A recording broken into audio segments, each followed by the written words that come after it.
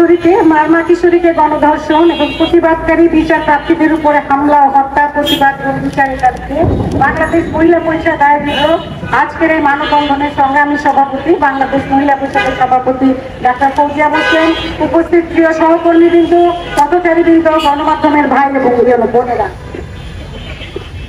আমরা এমন একটা সময়, এমন একটা দিনে রাস্তায় এসে দাঁড়িয়েছি যখন সারা বাংলাদেশে পাহাড়ের সমতলে উপকূলে সকলে একটা সার্বজনীন শারদীয় দুর্গোৎসব পালনের আনন্দে আছে। সেই রকম একটা সময় খাগড়াছড়ির গ্রামে পাহাড়ের কোলে প্রকৃতির সান্নিধ্যে বেড়ে ওঠা মারমা কিশোরীর উপরে একদল হিংস্র উন্মত্ত মানুষের যে উন্মত্ত আচরণ, তার যন্ত্রণা, তার দীর্ঘশ্বাস আজকে ছড়িয়ে পড়েছে সবখানে। শুধুমাত্র তাই নয়, আজকে আমরা জানি যে ধর্ষণ বা যে কোনো ধরনের নির্যাতনের বিরুদ্ধে, সহিংসতার বিরুদ্ধে আমরা জানি যে যারা অপরাধী তারা সহজেই পার পেয়ে যায়, তারা বিচারের আওতায় তাদের আনা সম্ভব হয় না অথবা তাদের আনা হয় না। এরকম একটা পরিস্থিতিতে আমাদের সবসময় এই ধরনের ঘটনার বিরুদ্ধে প্রতিবাদ করতে হয় এবং বিচারের জন্য দাবি তুলতে হয়। সেরকম একটা পরিস্থিতিতে যখন এই মারমা কিশোরী ধর্ষণের বিচারের দাবিতে, এই ধরনের অপরাধের দাবিতে যখন এলাকাবাসী ফুঁসে উঠেছে, তার সহ জাতের লোকেরা যখন ফুঁসে উঠেছে, পাহাড়ি আদিবাসী সম্প্রদায় যখন তারা ফুঁসে উঠেছে এরকম একটা সময়, তখন আমরা দেখলাম যে সেই ধর্ষণের যে অপরাধ, সেই অপরাধটা হারিয়ে গেল, সেই অপরাধটা সামনে আসলো না।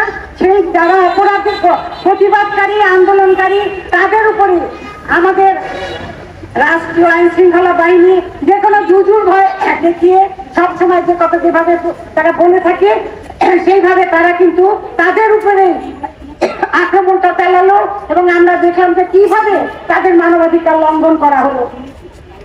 আমরা দেখলাম যে সেই মারমা কিশোরীর যে যন্ত্রণা এবং দীর্ঘশ্বাস, তার পাশাপাশি এলাকা একটা কি বলবো অগ্নিসংযোগের লুটপাটের একটা মহোৎসব হইল। কোথায় ছিল আমাদের আইন শৃঙ্খলা বাহিনী? কোথায় তারা কিভাবে এটা দেখেছে? নাকি তারা এই যে সেখানে যে মানবাধিকার লঙ্ঘন হলো, এই তার দায় কে নেবে, কিভাবে নেবে? এবং এই যে গণধর্ষণের শিকার যে নারী, তার এই যে ঘটনা, এই ঘটনা আমরা চাইবো যে এই ঘটনার প্রকৃত সত্য আমাদের সামনে হাজির করবে রাষ্ট্র।